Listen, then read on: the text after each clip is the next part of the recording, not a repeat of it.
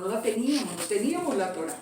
Teníamos el corazón que estaba siendo limpio, estábamos recibiendo agua limpia, pero todavía el Espíritu no había venido sobre nosotros a soplar y a sacarnos ahora sí de ser esos huesos secos. Entonces dice, la mano de Yahweh vino sobre mí, me llevó en el espíritu de Yahweh y me puso en medio de un valle que estaba lleno de huesos y me hizo pasar cerca de ellos por todo el derredor. Y eran muchísimos sobre la faz del campo. ¿De qué está hablando? Del mundo entero, dispersos por todas partes. Por cierto, secos en gran manera. Y me dijo, hijo de hombre, ¿vivirán estos huesos? Y dije, Señor Yahweh, tú lo sabes. Dijo, entonces profetiza sobre estos huesos y diles, huesos secos, oíd palabra de Yahweh. Así ha dicho el Señor a estos huesos, he aquí que yo hago entrar espíritu en vosotros y viviréis. ¿Qué fue lo que pasó ese día que nosotros empezamos a sentir el llamado? Que nosotros empezamos a ver que, un momentico, aquí hay otra cosa que nosotros como que no conocemos, que el espíritu, el Ruach de Elohim entró en nosotros y dice, y viviréis. Y pondré entonces, ¿qué? Tendón sobre vosotros, haré subir sobre vosotros carne, os cubriré de piel y pondré en vosotros espíritu. ¿De qué está hablando? De los huesos que empiezan como a estructurarse. ¿Qué hemos tenido que hacer nosotros en este tiempo? Estudiar y estudiar y estudiar. No era como antes. A uno lo llevaban a la iglesia católica, pero lo llevaban, no tenía que estudiar para irse para allá, ni tenía que estudiar después de que saliera. Uno simplemente iba y hacía todo lo que tenía que hacer y ya se volvió para la casa y se acabó. O sea, orábamos, sí orábamos. Había gente que rezaba el rosario y tantas cosas, pero no había un estudio sistemático porque no había necesidad. Ahora sí, es como les daré los tendones, le daré la carne, o sea, como que les voy dando como todas las bases. Y viviréis, y lo primero, sabréis que, aquí dice, verso 6, lo primero, ¿qué es lo primero que vamos a descubrir? Que yo soy Yahweh. Y sabrán que yo soy Yahweh. Una cosa que es muy interesante. ¿Ustedes se acuerdan qué es lo que dice Jeremías 16, por ejemplo? Que dice que en los tiempos de angustia vendrán muchos. Y cuando habla de todo este regreso a la casa. Y que dice también que lo primero que vamos a conocer es que Él es el Eterno. Que Él es Yahweh. Ahora, ¿qué fue lo primero también que conoció el pueblo de Israel en Egipto? A pesar de que llevaban 400 años circuncidando los niños y temían al Eterno y todo. Pero ¿qué fue lo que conocieron antes de salir directamente al desierto? El nombre de Yahweh. Porque antes se había presentado como. Dice la misma palabra. Dice, y solo con el nombre de Yahweh me conocieron hasta ahora, porque antes solo me habían conocido como el Shaddai, el Todopoderoso, pero nunca habían conocido hasta el día que Moisés mismo le pregunta, y si el faraón me dice que quién me manda, ¿qué le digo? Entonces ya le dice él, yo soy el que soy. Yo soy Yud-He, Vav-He, yo soy el que soy. O sea, él, lo primero que él hace antes de ese tiempo final de restauración es que dar a conocer el nombre. Muy interesante, porque nosotros conocíamos el nombre cuando estábamos en la iglesia cristiana. No. Fíjense una cosa muy interesante. Nosotros en medio de la iglesia, y sigue siendo el mensaje de la iglesia, en el mensaje de la iglesia todo estaba 100% centrado en Jesús. En Jesús. Y siempre. Y María. No, en la iglesia cristiana no. Sí. No, en la iglesia cristiana no, pero en Jesús. Pero el Padre era como si se hubiera jubilado. Le retiró. Ese se retiró allá. ¿Por qué? Todo. Inclusive, ¿cuántas veces le oramos a Jesús y terminábamos en el nombre de Jesús? Le oramos, Jesús, te pedimos que tal y tal y tal, y pone, y en el nombre de Jesús. O sea, la figura misma del Padre, aunque sabíamos la palabra, sabíamos, pero acuérdense que teníamos un velo, no era que nos estaban enseñando mal, no era nada, era parte del proceso, del camino, era parte del camino, nosotros teníamos el velo, entonces el Padre estaba allá, además lo teníamos con un nombre que realmente en hebreo es inclusive un insulto al Eterno. O sea, el nombre de Jehová es un insulto al Eterno. En hebreo es un insulto. Porque Jehová, que sería en hebreo, él quiere decir la primera parte como he ahí, y Jehová, la terminación Jehová en hebreo, quiere decir malo, ruin, el destructor, el que hace travesuras malignas. Si uno, por ejemplo, mira en la concordancia hebrea, hay un texto, ese timbre me remontó por ahí como 800 años. Si uno busca en la concordancia hebrea, digamos en el libro de Ezequiel, yo le puedo mandar la cita para que lo miren en la concordancia hebrea, y van a ver que hay un texto de Ezequiel que dice, porque ellos, está hablando de malignos y de esto, y la palabra en hebreo es Jehová. Entonces, cuando a nosotros nos enseñaron a decirle así, es como decirle el malo, el ruin, el perverso. Ahora, nosotros no sabíamos y eso no estaba en el corazón, o sea, no somos culpables delante de él por eso. Pero de todas maneras, muy curioso que no lo conocimos.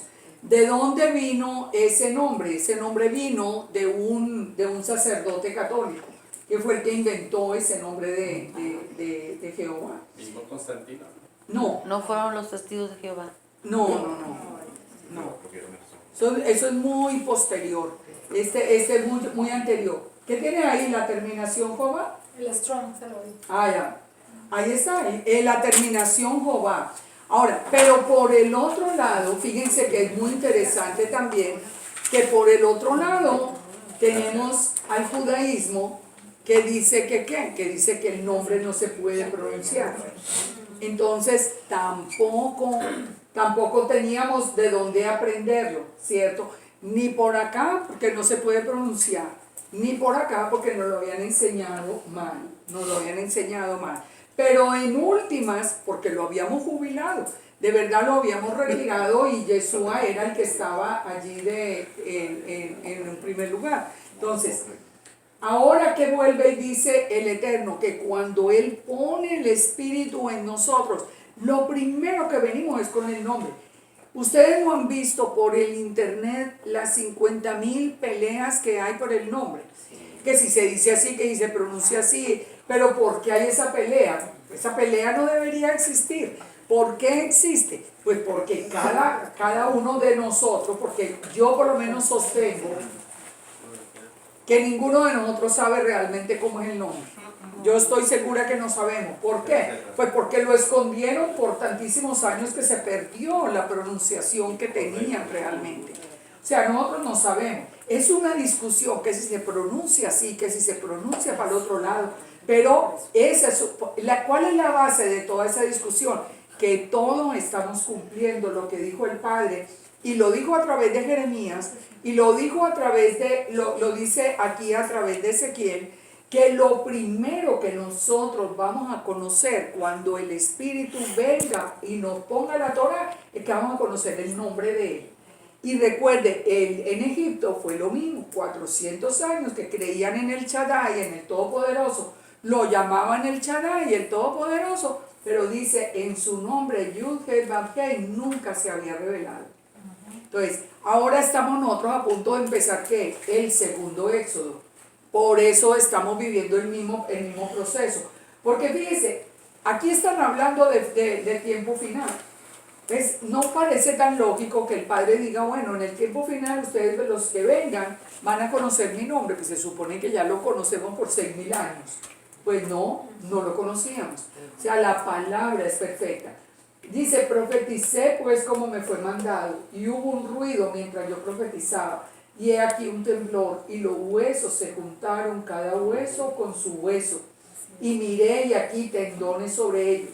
¿De qué nos estará hablando ese ruido que se forma cuando se esté levantando, resucitando toda esa casa de Israel? Del Ruach, del pero gozo. también de lo que está sucediendo hoy, de lo que está sucediendo.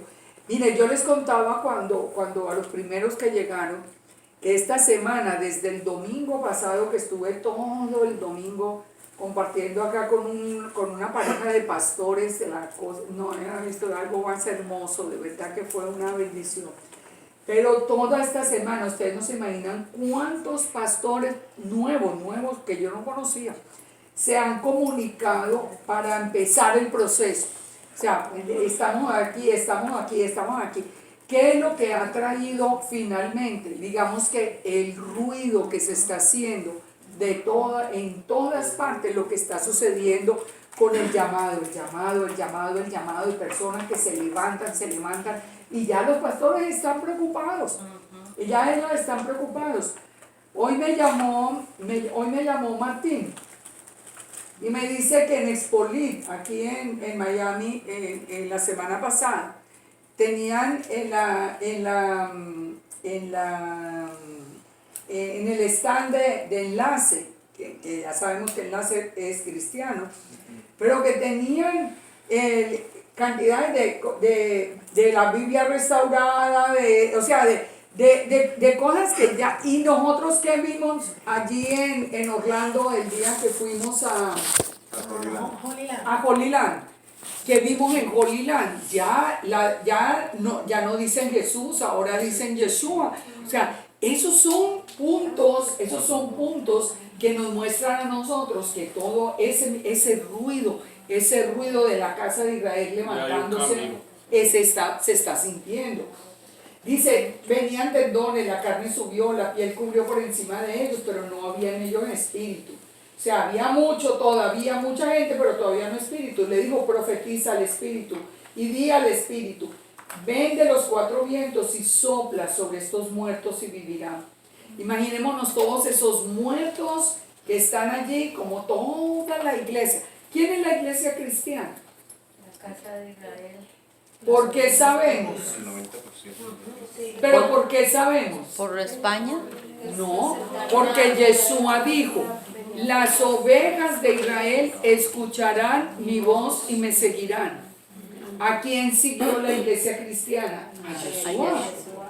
Aunque lo llamáramos Jesús, aunque no conociéramos la Torah, pero ¿qué fue lo que hizo? Llamó de todas las congregaciones, esta, la de más allá, la de más acá, todas distintas. Ahora, ¿qué está haciendo? De todas las está llamando, ahora sí está llamando, para que las verdaderas ovejas de Israel den el paso adelante.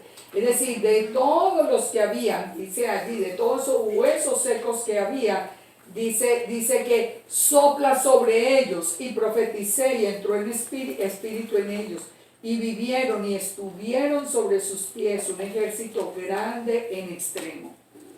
O sea, es lo que está sucediendo hoy. Entonces, resumamos acá. ¿Qué es nacer del agua? Nacer del agua es el proceso de limpieza que va haciendo el Eterno, quitándonos todos los ídolos, quitando toda la inmundicia de la vida. Si yo estaba en pecado por esto, por aquello, por lo demás allá, yo empiezo a dejar. ¿Cuándo empezamos ese proceso? Lo empezamos en la iglesia. Oiga, a mí que me digan lo que quieran, pero yo que trabajé en la iglesia por tantos años, mire, yo vi alcohólicos dejar el alcohol, drogadictos dejar la droga, personas sanadas, matrimonios restaurados. Yo vi de todo, yo vi gente cambiada por cantidades y gente cambiada por el Espíritu Santo de Elohim, cambiados dentro de la iglesia. No, y al contrario, me parece que hoy nosotros estamos dejando de tener esto en cuenta y como que nos metimos tanto en la Torah que se nos está olvidando lo que tiene que hacer el Ruach. Ahora, ¿a dónde queda el bautismo aquí? El bautismo en todo ese proceso, cuando yo ya entiendo ese llamado, ¿Qué es lo que hago? Me sumerjo en el agua en el nombre de Yeshua. ¿Por qué en el nombre de Yeshua? Pues porque Yeshua fue el que vino a restaurar a todo Israel. En el nombre, Él fue el que murió por nosotros. Él es el que nos abre la puerta. Entonces, en el nombre de Yeshua nos sumergimos, ya lo vimos. Es como si pasáramos el Jordán. Es como si nosotros dijéramos, ahora sí, vamos a pasar simbólicamente el Jordán. Nos sumergimos en el agua, dejamos atrás la vida pasada. ¿Y qué es la oración finalmente que se debe hacer cuando es el bautismo? Ya el compromiso con el Eterno de obedecer su palabra. No es de pertenecer a una iglesia como antes, no, ahora es que me sumerjo en el nombre de Yeshua, pero para cumplir la palabra, para hacer ese compromiso, yo quiero cumplir la palabra. Entonces, nacemos del agua, ¿y qué es nacer del Espíritu? Nacer del Espíritu es entender el llamado a la Torah, o sea, la restauración. A través del agua entramos a ¿qué? A ser parte de Israel. Al nacimiento en el Espíritu, ahí lo acabamos de leer muchas veces. Pondré mi espíritu en vosotros y guardarán mis estatutos, mis decretos. O sea, la obediencia a la palabra. Entonces, ahora sí entendemos. Cuando Yeshua dijo, no todo el que me dice Señor, Señor, entrará en el reino, sino el que hace la voluntad, o sea, el que guarda la Torah. No es que yo creo en Dios y ya, no. Es el que realmente guarda la Torah. Que entonces, cuando le dijo a Nicodemo, el que no nace del agua y del espíritu, o sea, es necesario que nazca del agua y del espíritu para poder entrar en el reino. ¿Qué es lo que le estaba recordando? Ezequiel 36, Ezequiel 37, tienen que volver otra vez a la Torah. ¿Cuál era el reclamo que le hacía Yeshua al pueblo judío en este momento precisamente con Nicodemo? Que ellos habían dejado el mandamiento del Eterno para seguir los mandamientos de hombres. O sea, él también tenía el mismo reclamo con ellos. Él no se sometía a la autoridad de ellos porque miren lo que le sigue diciendo ahora. Fíjense cómo la secuencia, porque nosotros leíamos Juan 3 y lo veíamos como dos temas distintos, el nuevo nacimiento de lo que sigue. Pero fíjense que lo que sigue no es distinto. De cierto te digo que lo que sabemos hablamos y lo que hemos visto testificamos y no recibí nuestro testimonio. Entonces le dice Jesús, si os he dicho cosas terrenales y no creéis, ¿cómo creeréis si os dijere las celestiales? Le está hablando a Nicodemo, le está diciendo a Nicodemo que es principal entre los judíos.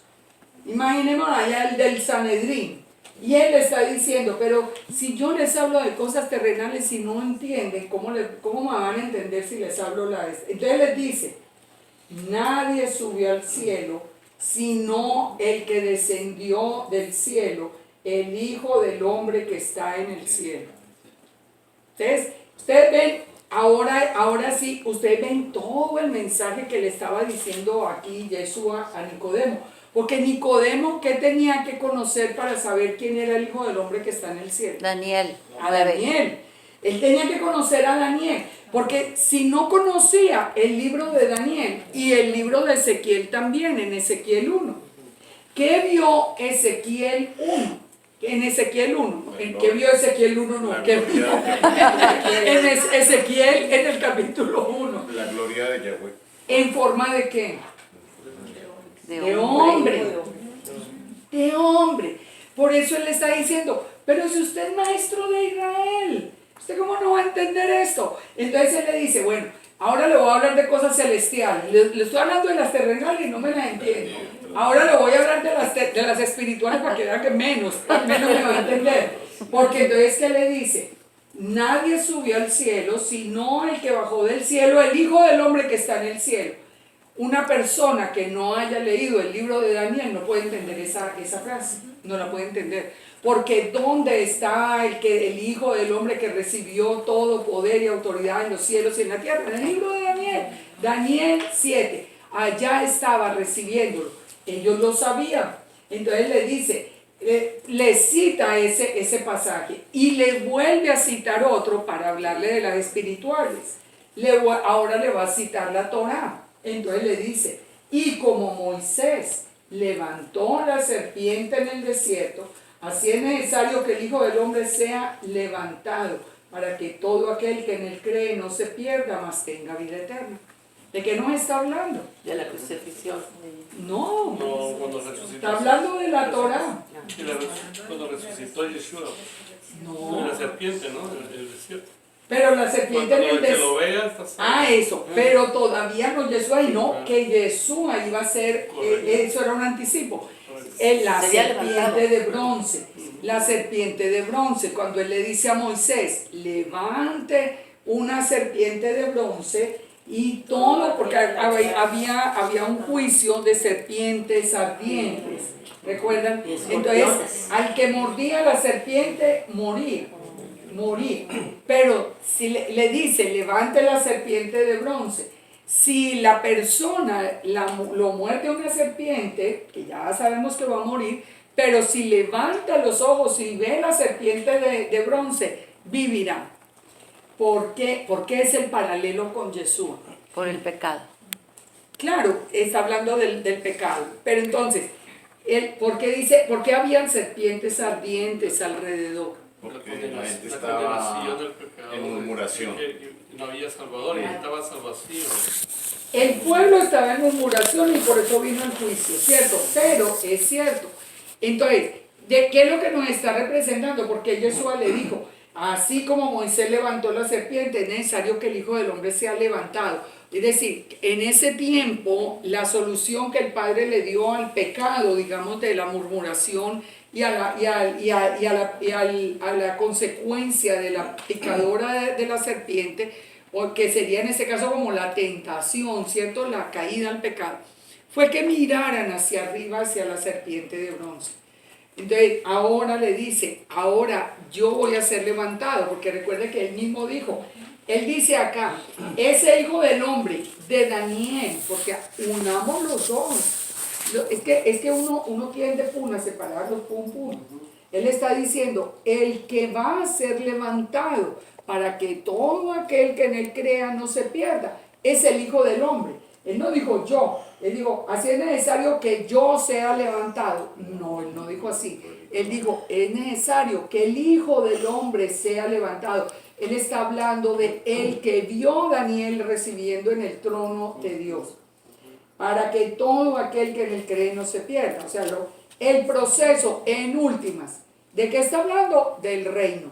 El reino es que el proceso de Israel, el proceso de restauración de Israel, que tiene que ser con el agua que nos limpia de toda idolatría, de toda inmundicia, con el Espíritu que nos cambia el corazón y pone la Torah en el corazón. Y entonces ya él le dice, ¿quién viene a hacer todo ese proceso? Lo viene a hacer el Hijo del Hombre. Él de ninguna manera dice que es él, sino el Hijo del Hombre. Porque sigue diciendo, ahora, la explicación, ¿por qué vino el Hijo del Hombre?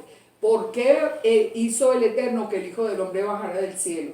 Porque de tal manera amó Dios al mundo que ha dado a su único Hijo para que todo aquel que en él crea no se pierda, mas tenga vida eterna. Porque no envió Dios a su Hijo al mundo para condenar al mundo. Fíjese, estos son dos textos que siempre se separan también. Uno toda la vida aprendió nomás, para que no me pierda, mas tenga vida eterna. Punto.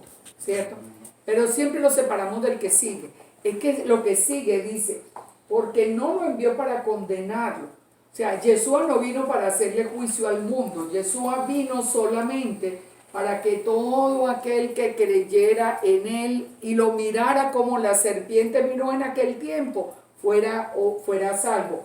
Entonces dice, el que en él cree no es condenado, pero el que no cree ya ha sido condenado porque no ha creído en el nombre del unigénito Hijo de Dios. Fíjense, con estas palabras, fíjense lo grave de lo que está sucediendo hoy con la gente que está dejando a Jesús. Y dice, y esta es la condenación, que la luz vino al mundo y los hombres amaron más las tinieblas que la luz. ¿Por qué que la luz vino al mundo? Esta es la condenación, y sigue diciendo Jesús, La luz vino al mundo. El conocimiento, la claridad. No, él está hablando literalmente. La verdad, cuando vino La luz, la luz, la luz, la luz, la luz, la hemos visto. La luz desde el principio. La luz del primer día. Es que tenemos que aterrizar a Yeshua para aterrizar los conceptos. O sea, no es solamente la luz vino al mundo. No, es que la luz del primer día es Yeshua. Lo sabemos, ya vimos todo el estudio. ¿Por qué la luz del primer día? Es la luz que vino a separar la luz de las tinieblas. La luz del primer día de la creación es Yeshua. Es esa luz que salió del Padre en ese primer día. Juan 1, ¿qué vimos en Juan 1? En Juan 1 nos dice que la palabra se hizo hombre, pero también nos dice, y aquella luz verdadera se hizo hombre. O sea, es que fíjense, miren una cosa que es muy interesante. Nosotros tenemos el concepto como en general, ¿cierto? No, la luz vino al mundo, no nos imaginamos como zoom, como la luz que sí, Como la luz del Belén, ¿no? sí, eso más o menos. Sí, como que se alumbró, como que cayó un rayo y se alumbró.